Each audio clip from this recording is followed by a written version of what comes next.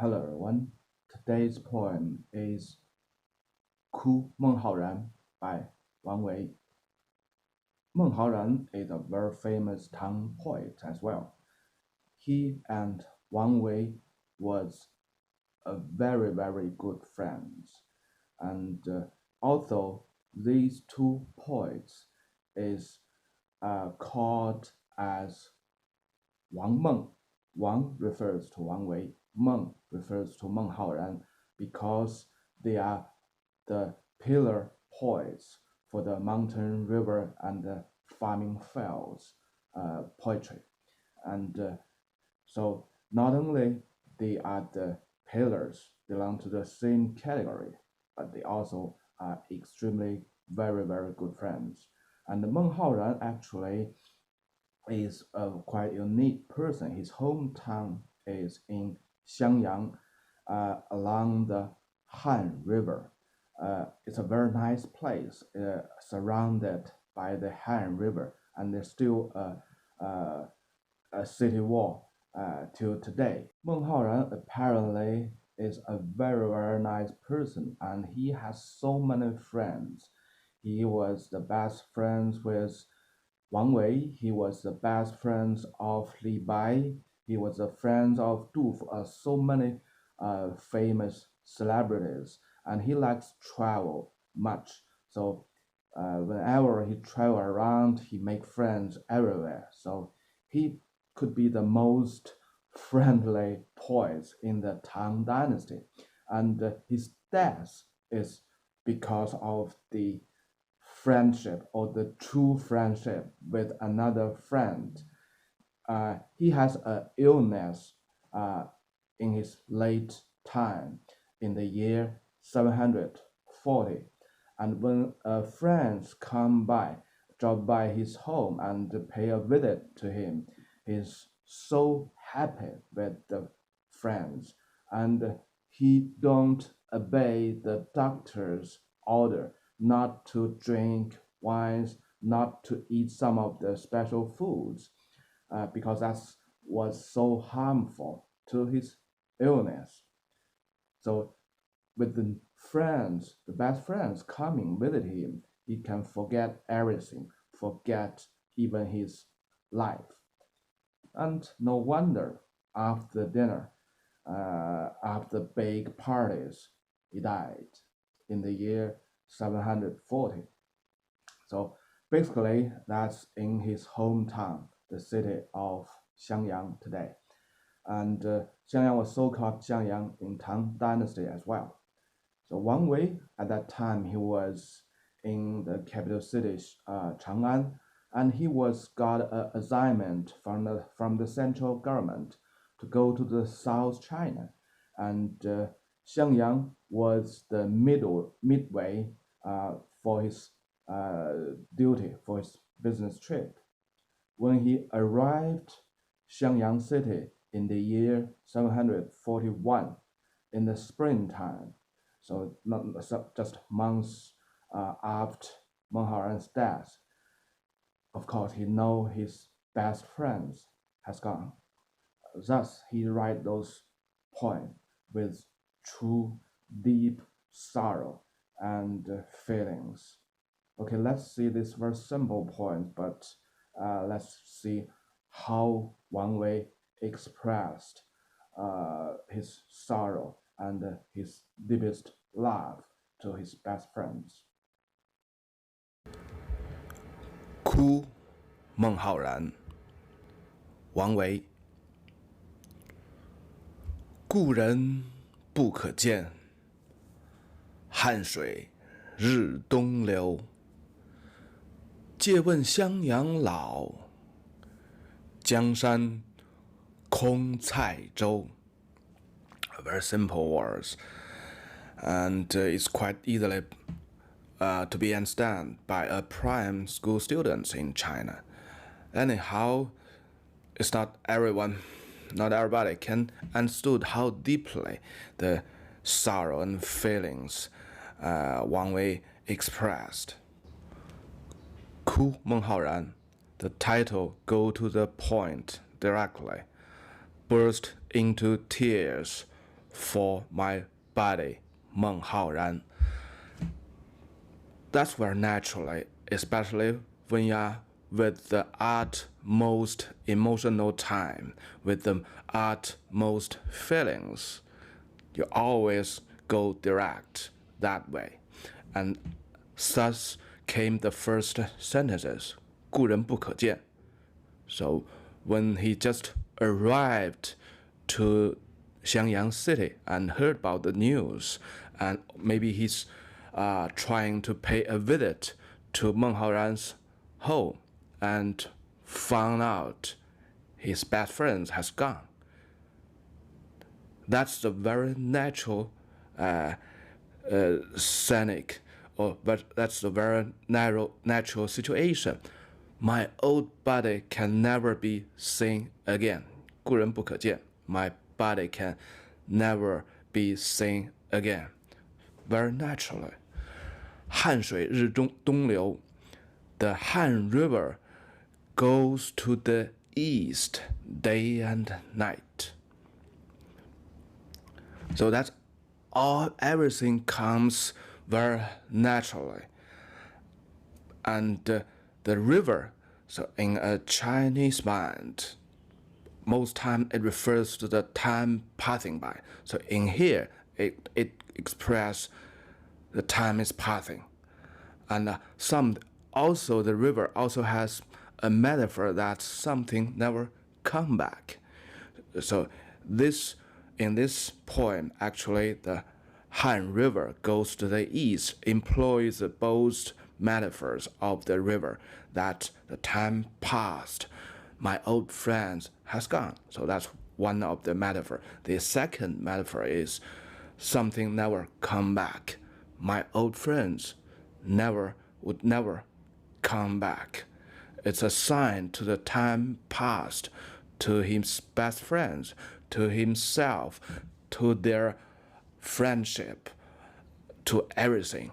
And also it's a sign to something lost, the most valuable things you lost and can be never come back.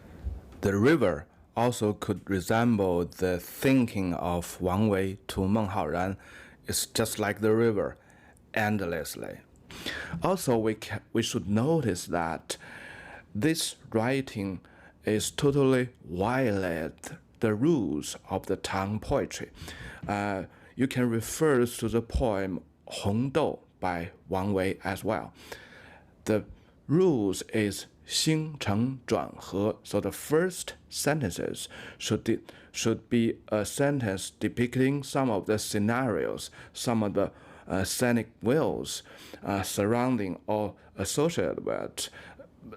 It looks like not so relevant to the focal point, but could be has some of the relationships. So it doesn't matter, but you should depict some of the scenic views around or associated. But the first sentence actually is depicting his feelings. My old body can never be seen, or we can never meet each other again. So that's not compliant to the rules of the Tang poetry. Anyhow, the second sentence, 汉水日东流, that depicts some of the scenarios, the scenic views associated or surrounded. So Wang Wei inverted the rules, or he totally conflict to the rules. He's starting to write some of the facts, and then he go back to the sentence to depict the scenarios. Why he did this? Because you are in the utmost sadness, the utmost sorrows. You go everything direct. You say everything direct. You think everything direct. There's no time, no emotion for you to think about the writing techniques, the rules, nothing.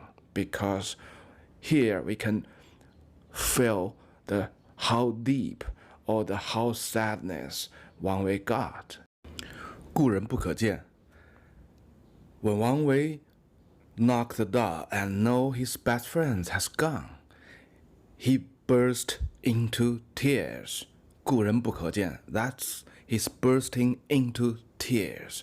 When he wept his tears out, he saw the Han River surrounding the city, Xiangyang city, and that's the second sentences. Everything happened so naturally, and forget about the rules of the writings, the rules of the poems.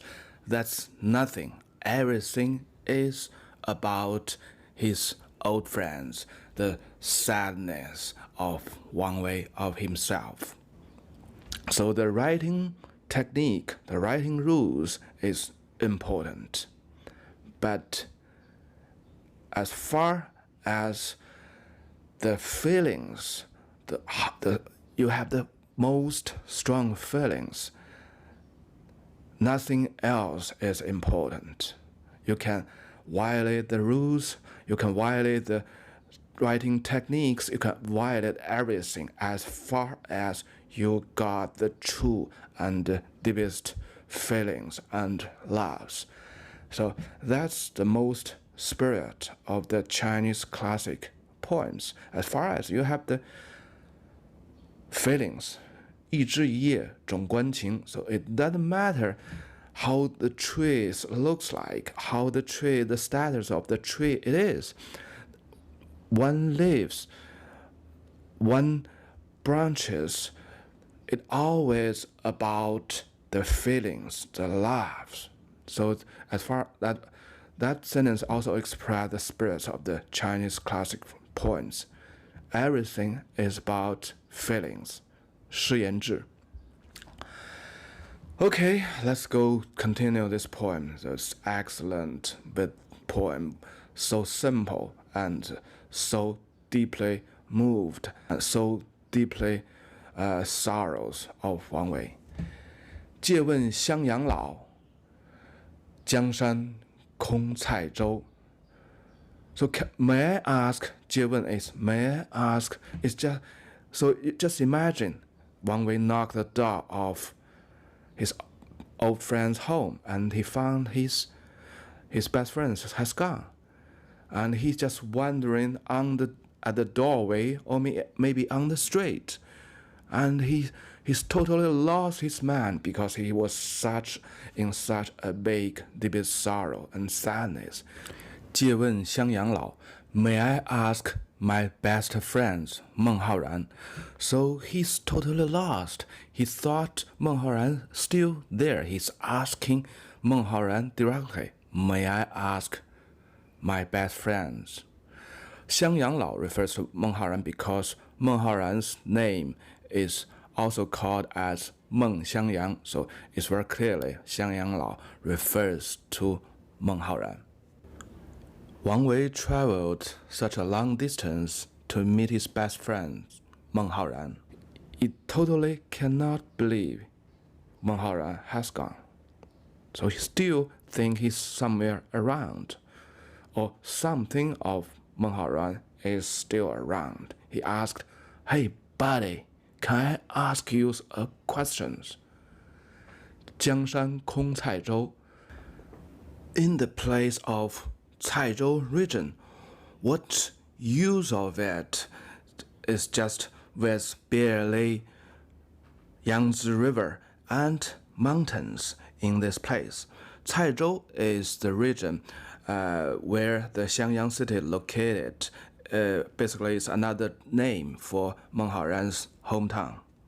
Jiangshan in the surface means the Yangtze River and the mountains, but it always refers to the country land or the universe.